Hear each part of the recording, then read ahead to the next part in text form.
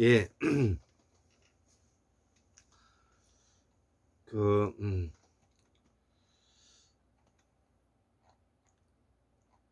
한국무명학술은 169번째 강의 두 번째 강의로서 어, 그 재밌는 이야기죠. 지금은 이제 강태공에 대해서 이야기를 하는 건데요. 한국사회보고는 주나라 문학을 도운 강여상, 이름은 강여상이고 호는 강태공이라 부르죠. 의 정체를 밝히는 길이라는 것이죠. 이 강태공은 동이족의 나라 은나라를 철저히 파괴한 동네 산동 사람인데 이 강태공도 동이족이죠. 자, 그래서 이 강태공으로 인해서 은나라에 있는 귀족들과 은나라에 있는 유민들이 오갈 데도 없는 처지가 되어서 바로 많은 사람들이 원래의 은나라의 본 고향인 지금 현재 요하강 일대에 지금 현재 홍사문명이라고 부르는 그 요하강 일대에 머무르고 있다가 어, 그 이후에 이들의 후손들이 다시 그 영남으로 많이 내려오게 되었다. 그런 이야기와 더불어서 또 영남뿐만 아니라 또 우리 한반도에 많이 내려와서 살게 되었다. 이런 이야기를 하고자 하는 것입니다. 자, 그래서 그들의 그 서러움이 바로 품파 타령과 각설이 타령으로 남아 있고, 우리가 이 각설이라는 것은 바로 우리가 왕족과 귀족들을 그, 각이라 그러지 않습니까? 그래서 어, 우리가 칸이라든지 각이라든지 거스간이라든지 차총이라든지 이런 것들이 다 그런 사람들을 말하는 것이죠. 그래서 이들이 그 본고지를 읽고 유랑하면서 그들이 풍파 타령과 각설이 타령으로서 지금까지도 그 문화와 모습이 남아 있는 것입니다. 자, 이렇게 생각하면은 우리의 역사가 매우 흥미롭고 재미가 있는 것이죠. 이 모두가 우리의 역사의 이야기인 것입니다. 그래서 이 주나라가 지금 세워진 시기로는 지금 현재 약 3천 한 100년 정도가 되니까요. 유관 세월이라고 볼 수가 있는 것이죠. 예. 그리고 그 이전에 진주 소시들의 뿌리는 5522년이나 되고요. 지금 현재 강태공 강씨를 강여상으로부터만 출발해도 적어도 뭐냐면은 3000년이 넘었지 않습니까? 음. 그리고 이 강씨는 또 소시에서 나왔다고 하니까 얼마나 뭐냐면은 소시가 오래된 성씨인가를 우리가 알 수가 있는 것입니다. 자, 그리고 이 황제 헌원이 바로 희시고요. 황제 헌원의 아들이 큰 아들이 바로 소호 금천씨인데 이게 이제 또 그 김씨가 되었죠. 그러니까 기씨는 또 김씨는 또 기씨에서 나왔으니까요. 그때는 아마 모계 사이였기 때문에 어머님의 성씨를 따라서 그렇게 부를 수도 있다. 아버지와 아들이 성이 다를 수가 있는 이유는 그런 것입니다. 자, 그래서 오늘은 169번째 두 번째 강의로서 예, 이 강태공이 또 이 강씨들이 어떻게 해서 지금 현재 정치에 크게 무관심하고 또 그들이 가지고 있는 강씨들의 고집이 왜 지금 현재 만들어졌는가 이런 것들을 제가 밝히는데 초점을 가지고 있는 것입니다. 자, 그래서 강 여상은 주나라를 세우는데 1등 공신이고 주나라를 세운 주무왕과 아들 문왕, 훌륭했던 분이죠. 는 주역을 만든 사람들이다. 이 주역을 만들었다는 것은 역법을 알았다는 것이죠. 역법을 알았다는 것은 달력을 알았다는 것이고, 천문학을 이미 공부했다는 뜻이 되는 겁니다. 그렇기 때문에 이들의 선조들은 이미 서역에서 그 천문학을 공부를 했던 사람들이다. 이렇게 볼 수가 있는 것이죠. 시기적으로는 1046년 정도가 되니까, BC 1046년이 되니까 지금으로부터 약 3100년 정도가 되는 것입니다. 이들의 성씨는 희씨고요. 성씨는 희씨다 이거죠. 예. 희씨다. 자, 그래서 그 이전에 8개 역법을 만든 태호복귀씨는 풍씨이고요.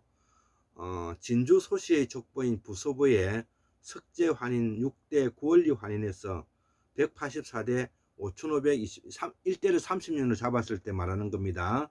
5522년간 이어왔다는 것이죠. 그래서 소씨에서 풍씨, 희씨, 강씨, 기씨가 나왔고, 기씨에서 김씨가 나왔으니 주나라는 희씨의 나라인 것이다.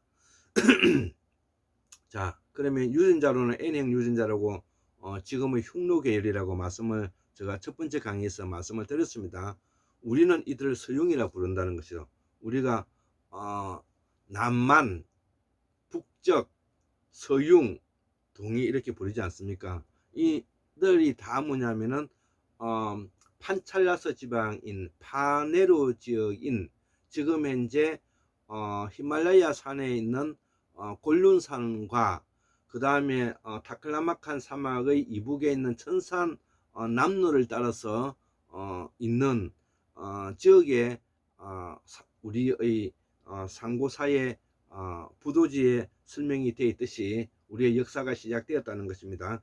그래서 그들의 거기서부터 다시 동진해 와서 도낭에 이르고, 도낭에서 다시 서안, 시안 네, 이루고, 이것이 나중에 다시 산둥반도에 곡부로 오게 되고, 이런 과정을 거쳐서 정치사가 변해오고 있는 부분을 말씀을 드리고 있는 것입니다. 자, 그래서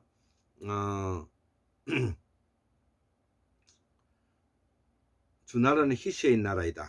유전자로는 N형 유전자로 지금은 흉노계열이고, 이 N형 유전자는 지금 현재 우리 중국과 동북아에서는 집단을 이룬 유전자는 크게 남아있지 않다는 것입니다. 우리는 이들을 서융이라 부르고, 동인은 은나라를 세운 사람인데, 이들의 발원지는 우리가 요하강 홍산 지역 문화가 있는 그 지역, 세계 최고 최상의 요하강 문화를 만들었던 사람들이죠. 이후에 산둥반도에서 내려가서 상나라를 은나라라고 하죠. 나라를 세운 것이다. 여기서 알 수 있듯이 이들의 지배층은 이미 혼혈이 이루어진 것이다. 예, 그래서 제가 예전에도 바로 색족, 이런 석가모니족, 이런 모두는 이런 다 서양인들과, 우리가 지금 현재 말하는 서양인들과 본토 원주민들과 혼혈족이다. 그래서 이 혼혈족들은 기본적으로 키가 크고 얼굴이 좀 하얀 지배층이다. 이렇게 이해하시면 되는 것입니다. 이들 혼혈족이 지배층을 이룬 사람들이다. 제사장과 왕이 다 이들인데, 이들을 우리는 지배계층, 즉 양반이라고 한다는 것이죠. 문물을 가지고 있어 양반이라 한다는 것이죠. 문과 물을 걸머진 사람들이다.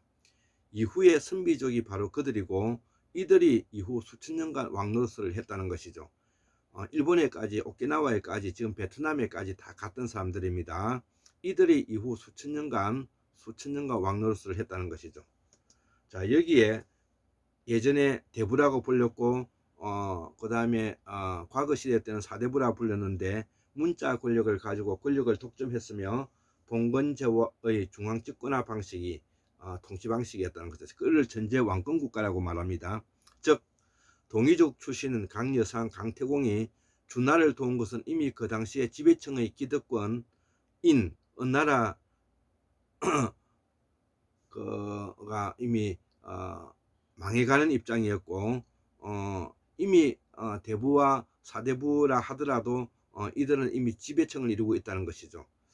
자, 그래서 이 강씨 지방은 대대로 흉노 계열인 사람과 혼인관계를 한 것은 너무나 당연하고, 그래서 이 강씨들이 기본적으로 눈이 우락부락하고 그 코날이 크면서 기본적으로 뼈대가 굵고 산을 좋아하고 현실 정치와 비타협적이면서 고집이 세고 원칙에는 벗어나지 않는 그런 사람들이다. 이렇게 우리가 강씨들을, 지금 현재의 강씨들을 우리가 볼 수가 있는 것입니다.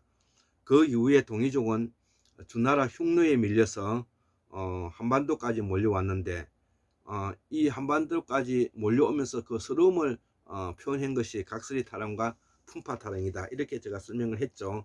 현재 강씨들의 정치에 비타협적이고 강씨 고집은 이때 이후의 문화이라는 것이죠.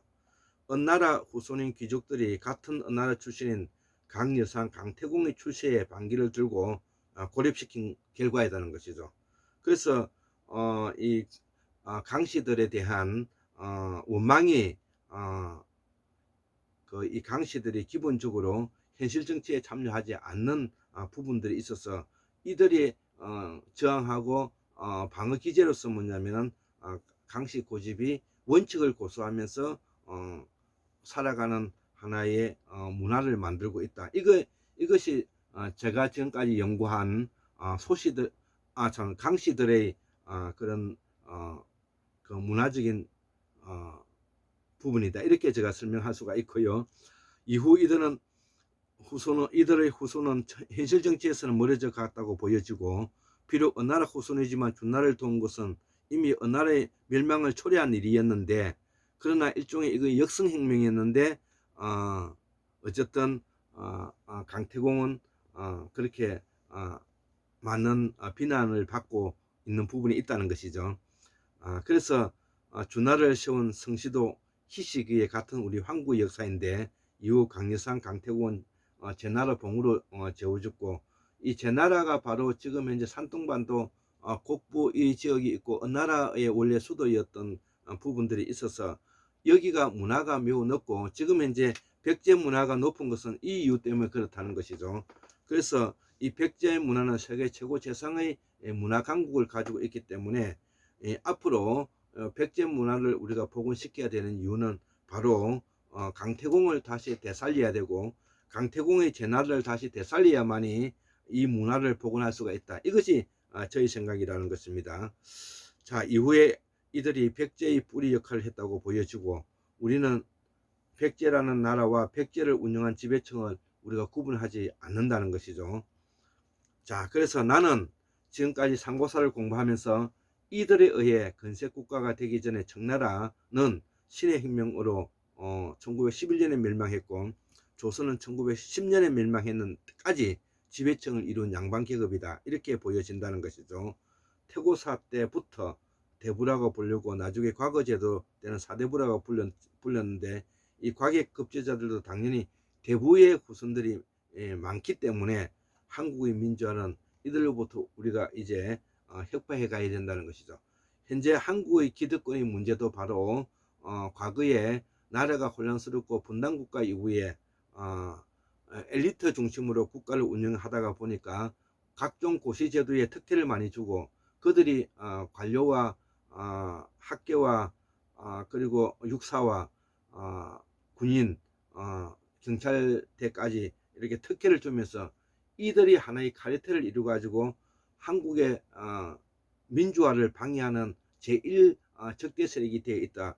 여기에 대표적인 사람이 지금 현재 바로 윤석열의 검찰 쿠데타 세력이고요. 그런 면에서 제가 윤석열의 검찰 쿠데타를 매우 뭐냐면은 일대 놀랄만한 이야기고, 이걸 방관했던 문재인 대통령과 여기에 같이 동조한 배신자 이낙연과 그 다음에 박병석, 그 다음에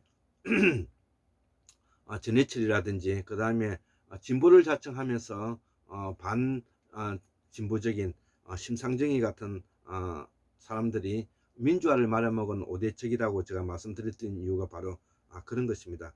나는 그런 측면에서 비록 천보의 자식으로 단지 자존감 하나와 자부심과 자신감을 이를 극복하고자 해서 이 늦은 시간에도 제가 이 글을 올리는 이유인 것입니다. 74,141년 1959년 2022년 7월 17일 일요일 골장 김태수 도순을 올립니다. 지금 현재 시간은 3시 15분이 되었습니다. 예, 감사합니다.